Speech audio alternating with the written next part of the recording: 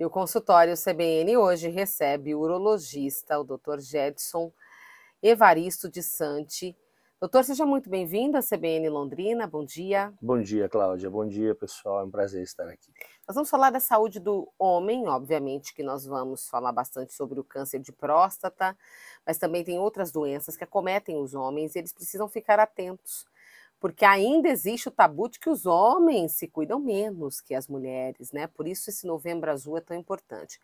Doutor, quando a gente fala da próstata, né, antes de ser realmente um câncer, ela tem uma tendência a aumentar junto com a idade do homem, certo? Exato, Cláudia. A próstata é um órgão, né, do corpo masculino, fica na saída da bexiga. Então esse órgão ele pode sofrer algumas patologias, né?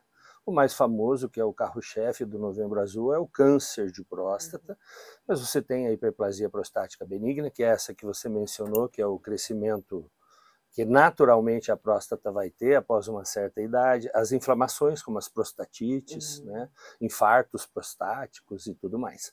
Então... Isso tudo tratável e não chega a ser o câncer. Sim, isso tudo tratável, isso não tem associação ao câncer, né, são patologias paralelas, sempre a patologia mais temida por nós, pela população masculina, é obviamente o câncer, mas a gente tem que lembrar que existem outras que demandam cuidado tanto quanto. Só que essas doenças que o senhor falou agora da próstata, se não tratadas, elas podem evoluir? Elas evoluem, mas elas não evoluirão para um câncer. Entendi. Né? Então você pode ter uma hiperplasia prostática que, se não tratada, vai crescer, chegar ao ponto de obstruir, precisa passar uma sonda e não tem câncer. Né? Então há pacientes, por exemplo, que possuem um câncer de próstata e que você não indica cirurgia. Há pacientes que não têm câncer de próstata e você indica cirurgia. Né? Então cada caso você vai ter que ver particularmente. Né? Mas, doutor, tem relação com a idade? Tem relação com a idade. Tanto o crescimento benigno, quanto a incidência do câncer, né? Um dos fatores de risco conhecidos é a idade. Quanto mais idade esse homem tem, maior é a incidência tanto do crescimento benigno, quanto do câncer. Como o homem percebe que Então, pode estar com um problema na próstata? O câncer de próstata, infelizmente, não tem sintomas, né? E normalmente quando ele já tem sintomas, provavelmente não seja mais curável, né? Então, esse é um dos grandes motivos pelo qual o homem deve fazer o seu preventivo, né? E é o segundo câncer mais frequente no país e é o primeiro mais frequente nos indivíduos do sexo masculino. Então, essa estatística por si só já nos faz, temos que tomar esse cuidado, né? E o crescimento benigno, ele vai vir com a idade e também tem tratamento, e pode ser um tratamento conservador, um acompanhamento, pode ser um tratamento medicamentoso, contínuo ou intermitente, e também o tratamento cirúrgico. Mas tem algum sinal que o homem vai até o médico? Assim, o que ele pode sentir normalmente? Que ele fala, eu vou ter que ir ao urologista. Isso, os sintomas miccionais, né? Isso, na maioria das vezes, está relacionado ao crescimento benigno da próstata, a hiperplasia, e como ela cresce ao redor da uretra, ela comprime essa uretra, né? Então ele vai reclamar do jato, ele tem vários tipos de reclamações, ele pode dizer que o jato está com menos pressão, está, né, mais demorado para esvaziar, está intermitente, tem um gotejamento, tem uma certa urgência, a frequência de micções aumenta, aí ele acende uma luzinha e fala, tem alguma coisa diferente. Outras vezes a parceira, ela fica ouvindo, normalmente os homens urinam em pé, né? E ela fala assim, o seu jato tá diferente pelo barulho. As mulheres ficam atentas aos homens. É extremamente comum isso, eles comentam, minha mulher falou que o meu xixi tá diferente. Olha só. Especialmente por aqueles que urinam em pé, porque daí elas escutam o jato e à noite levanta uma, levanta duas, você não levantava. Então é extremamente comum esse alerta ser dado pela parceira. Pode ser um outro problema também, né, doutor? Sim, as prostatites também podem dar sintomas parecidos, né? Prostatites são inflamações, assim como você pode ter uma uretrite, uma cistite, você pode ter uma prostatite. Né? Tá. E aí um outro problema é o câncer de testículo, né? Nesse caso, quais são os sintomas? Ou também não tem? Então, o câncer de testículo é extremamente importante, a gente coloca essa observação, né? Porque o Novembro Azul como nós todos sabemos, o carro-chefe é o câncer de próstata, mas o câncer de testículo é um câncer extremamente prevalente no homem jovem, né? E ele não dá sintomas, ele não tem dor, ele percebe se autopalpando, né? Então, da mesma forma que as mulheres são orientadas a fazerem o autoexame de mama, você tem que orientar os homens jovens a fazerem o seu autoexame de Esses testículo. são os mais jovens. Exatamente. É mais comum nos homens jovens, 18, 20, até 30, 36 anos. Né? Mais raro num homem maduro. Mais raro. E aí, indo ao médico com regularidade, esses exames, assim como as mulheres vão ao ginecologista anualmente, né, quando está tudo certo, os homens também deveriam ir pelo menos uma vez por ano, né, doutor? Essa é a ideia, exatamente, que as mulheres, desde jovenzinhas, assim que elas têm o início da sua vida menstrual, o início da sua vida sexual, elas já vão ao ginecologista e acompanham, né? Pra ver se não tem um cisto, não tem uma endometriose, alguma coisa assim. E a população masculina, obviamente, algo está melhorando já nessa procura, né, na procura espontânea por parte dos homens, mas eles ainda têm muito que aprender com as mulheres. Certo. Bom, o senhor falou da idade, no câncer de próstata a idade vai aumentando, isso vai complicando mais, mas se a pessoa tem alguém na família que teve o câncer de próstata, é preciso ficar atento. Isso, a gente chama de fatores de risco, né? Então tem alguns fatores de risco que são indiscutíveis, e tem alguns fatores de risco que a gente atribui como sendo importantes, mas que estão em observação pela comunidade científica. Então, assim, fatores de risco incontestes, né, são idade, história familiar. Né? Então, se você tem uma história familiar, você tem uma chance maior. E quanto mais idade, maior é o risco. Né? Aí tem outros fatores como obesidade, contato com produtos derivados de petróleo, poluição, né, que os estudos sugerem que também seriam importantes. Certo. E o senhor estava dizendo também que tem a questão do exame, né? A gente ainda tem um tabu, até a gente conversava aqui, que as mulheres já têm isso muito mais desmistificado, né? E vai ao ginecologista e está tudo certo. Mas com relação ao exame, para poder descobrir se está tudo certo com a próstata, como é que funciona? Quais são os exames, doutor? Então, o arsenal, assim como a terapêutica avançou muito, os resultados cirúrgicos hoje são espetaculares em relação a 20 anos atrás, né? A investigação também avançou bastante.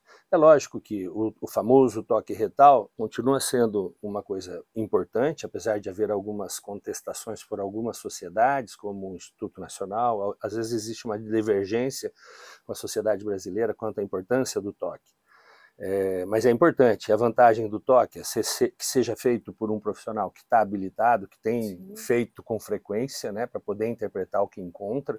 É um exame praticamente sem custo, né? Se você vai comparar um toque retal com o custo de uma ressonância, e aí você vê a população e o poder de compra do brasileiro, então assim, é bobagem você advogar contra o toque retal. O toque retal é barato e eficiente quando feito na mão de um profissional experiente. Né?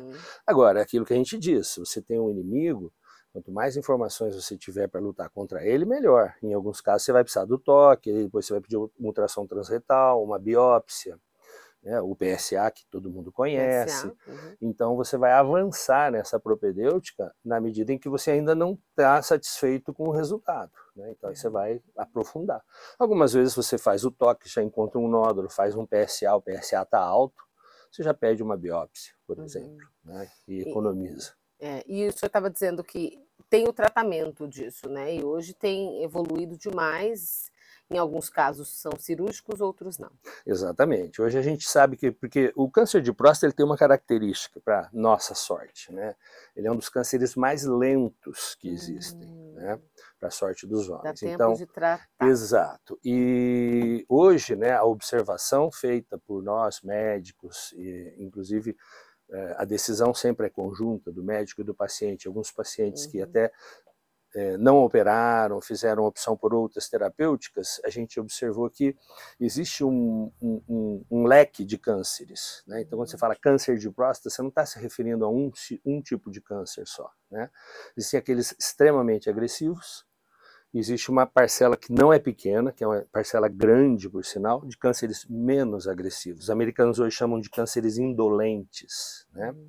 Em alguns casos, você nem precisa operar. você faz o que os americanos chamam de active surveillance, que seria uma vigilância ativa, tradução, né? Então, mesmo considerando a cirurgia, a robótica, a videolaparoscópica, né? São coisas assim, são enormes avanços na técnica, né? Então os resultados são espetaculares, as complicações estão cada vez menores, mas sim, para nossa sorte, existe uma parcela desses cânceres que tampouco vão precisar serem operadas, né?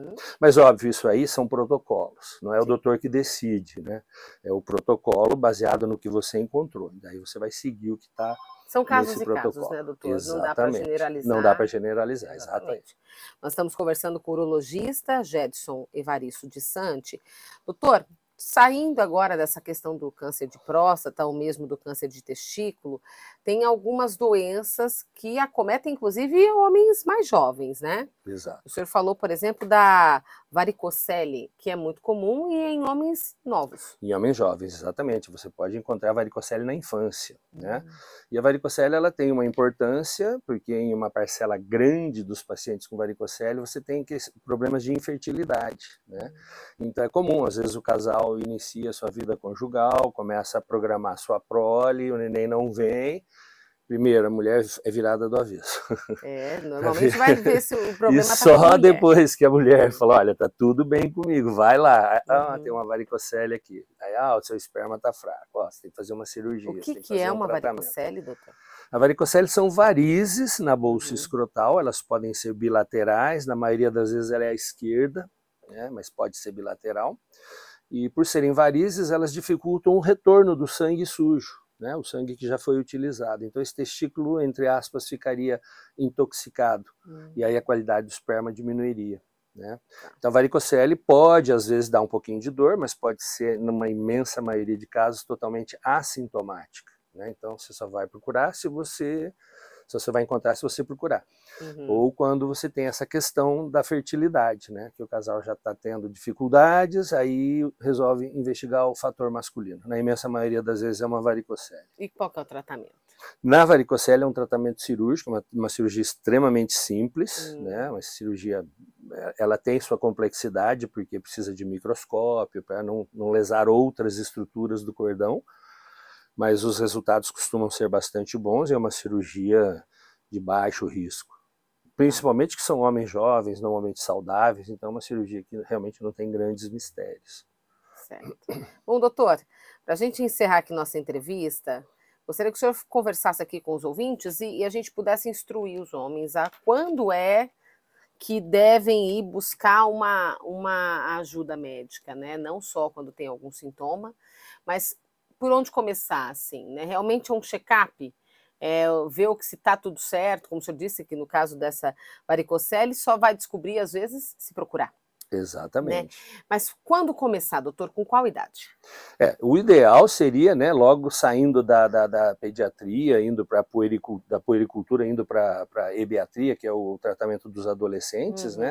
Normalmente os pediatras nessa idade já deveriam referenciar os seus pacientes aos urologistas, né? Mas pelo menos quando estiver iniciando a vida sexual, né? Até para questão de proteção quanto a ISTs, né? Queixas de performance sexual, ansiedade, pouca experiência, né? Transtornos de desempenho, ejaculação precoce, fimose, né? Então, a população masculina, de um modo geral, acaba deixando e acaba procurando só quando a queixa já está consolidada. Ejaculação precoce, o senhor estava comentando aqui conosco que o tratamento mudou muito, né? Sim, hoje nós temos medicação específica para ejaculação precoce. A ejaculação precoce é a queixa sexual masculina mais frequente do consultório, né? E na maioria das vezes vai se deixando. Vai se deixando. E quando vai passando, vai complicando mais, doutor? Ou... Complica no seguinte sentido, né? Assim, quando você tem uma determinada prática e você fica insatisfeito com aquele resultado, ou a sua parceira, isso mexe com e vai reforçando, né? É um reforço negativo, né? Nós, seres humanos todos, somos seres condicionáveis. Se é uma coisa boa que está se repetindo na minha vida, ela vai me criar uma qualidade. Se é uma coisa ruim, ela vai me dar um trauma ou um vício. Então aí é da ordem do trauma, né? E aí essa insegurança. Então é comum o cara começa a reclamar da sua ejaculação precoce, em seguida ele começa a ter falhas eréteis, por exemplo. né? Certo. E aí é uma bola de neve. Então, nesse caso, essa é uma outra doença que comete os homens. A busca agora é mais simples por conta desses tratamentos mais eficientes e mais Exato, fáceis, mas né? isso, exatamente. Antigamente a gente usava muitos antidepressivos, Uhum. criavam dependência, alteravam o libido, tinham problemas de reações com outras medicações, né? E então hoje a gente já tem medicações específicas para o problema, né? Tá certo. Bom, agradeço a presença do Dr. Gedson aqui, urologista, falando desse assunto tão importante, que é a saúde dos homens. Doutor, então, os homens que estão nos escutando aqui têm que fazer os Isso, seus exames aí anuais, né? perfeitamente, é recomendável. Muito obrigada, doutor, mais É uma um vez. prazer.